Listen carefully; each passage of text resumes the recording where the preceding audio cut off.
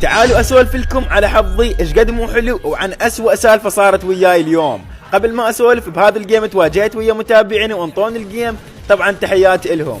وتعالوا اسولف لكم على السالفة. يا ربع كلكم تعرفون المفروض انا اليوم افتح لكم بث على الكيك، لكن صارت وياي سالفة صدق الضحك وصدق تقهر. السالفة هي انا لازم من افتح بث ما اختار دولة العراق وافتح بث.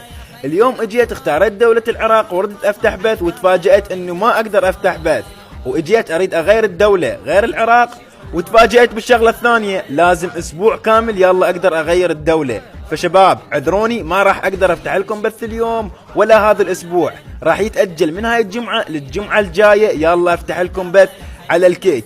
فحبايب بعد سالفة ورادة تصير هذا الاسبوع راح نستمر على التيك توك، والاسبوع الجاي ننتقل من التيك توك للكيك. حتى مو واحد يقول عبس ليش ما عرفت التيك توك دراما، لا حبيبي مو دراما، سالفة وصارت وياي. ويلا شباب عذروني وباي.